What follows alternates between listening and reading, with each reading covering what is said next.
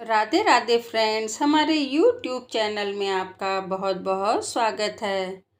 बंधुओं, अब हम दुर्गा सप्तशती का कीलकम अध्याय शुरू करेंगे। ओम चंडिका देवी को नमस्कार है।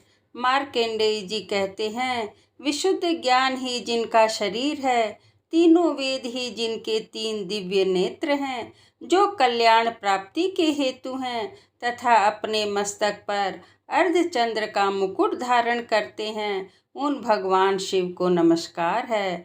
मंत्रों का जो अभिकीलक है, अर्थात मंत्रों की सिद्धि में विघ्न उपस्थित करने वाले शाप रूपी कील का जो निवारण करने वाला है, उस सप्तशती स्त्रोत को संपूर्ण रूप से जानना चाहिए और जानकर उसकी उपासना करनी चाहिए। यद्यपि सप्तशती के अतिरिक्त अन्य मंत्रों के जप में भी जो निरंतर लगा रहता है, वह भी कल्याण का भागी होता है।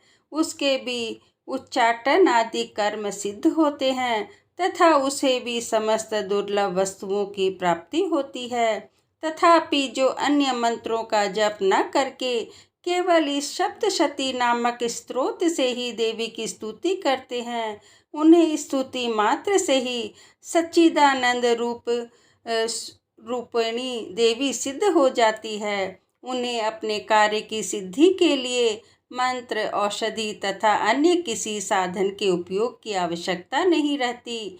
बिना जप के ही उनके उच्चाटन आदि समस्त अभिचारिक कर्म सिद्ध हो जाते हैं।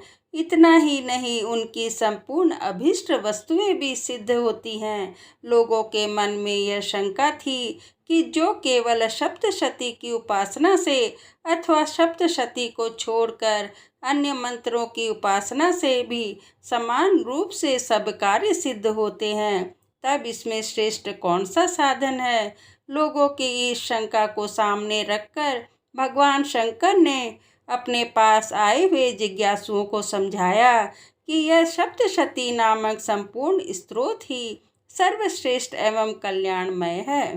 तदंतर भगवती चंडिका के सप्तशती नामक स्त्रोत को महादेव जी ने गुप्त कर दिया। सप्तशती के पाठ से जो पुण्य प्राप्त होता है, उसकी कभी समाप्ति नहीं होती, किंतु अन्य मंत्रों के जब जन्य पुण्य की समाप्ति हो जाती है। अतः भगवान शिव ने अन्य मंत्रों की अपेक्षा जो सप्तशती ही श्रेष्ठता का निर्णय किया, उसे यथार्थ ही जानना चाहिए। अन्य मंत्रों का जप करने वाला पुरुष भी यदि सप्तशती के स्त्रोत और जप का अनुष्ठान कर ले, तो वह भी पूर्ण रूप से कल्याण का भागी होता है। इसमें तनिक भी संदेह नहीं है। जो साधक कृष्ण पक्ष की चतुर्दशी अथवा अष्टमी को एकाग्रचित होकर भगवती की सेवा में अपना सर्वस्व समर्पित कर देता है और फिर उसे प्रसाद रूप से ग्रहण करता है, उसी पर भगवती प्रसन्न होती है, अन्यथा उसकी प्रसन्नता नहीं प्राप्त होती है।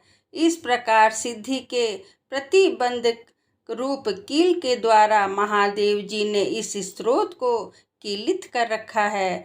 जो जो पूर्वोक्त रीति से निष्कीलन करके इस सप्तशती स्त्रोत का प्रतिदिन स्पष्ट उच्चारण पूर्वक पाठ करता है, वह मनुष्य सिद्ध हो जाता है। वही देवी का पार्षद होता है और वही गंधर्व भी होता है। सर्वत्र विचरते रहने पर भी इस संसार में उसे कहीं भी भय नहीं होता। वह अपमृत्यु के वश में नहीं पड़ता तथा देह त्यागने के अनंतर मोक्ष प्राप्त कर लेता है। अतः कीलन को जानकर उसका परिहार करके ही सप्तशती का पाठ आरंभ करें। जो ऐसा नहीं करता, उसका नाश हो जाता है। इसलिए कीलक और निष्कीलक का ज्ञान प्राप्त करने पर ही यह स्त्रोत निर्दोष होता है और विद्वान पुरुष इस निर्दोष स्त्रोत का ही पाठ आरंभ करते हैं। स्त्रियों में जो कुछ भी सौभाग्य आदि दृष्टिगोचर होता है, वह सब देवी के प्रसाद का ही फल है। अतः इस कल्याणमय स्त्रोत का सदा जप करना चाहिए। इस स्त्रोत का मंद स्वर से पाठ करने पर स्वल्प फल की प्राप्ति होती है और उच्च स्वर से पाठ करने पर पूर्ण फल की सिद्धि होती है। अतः उच्च स्वर से ही इसका पाठ आरंभ करना चाहिए, जिसके प्रसाद से ऐश्वर्य, सौभाग्य, आरोग्य, संपत्ति, शत्रुनाश तथा परम मोक्ष की भी सिद्धि होती है। उस कल्याणमयी जगदम्बा की स्तुति मनुष्य क्यों नहीं करते। इति देव्या कीलक स्तोत्रम संपूर्णम।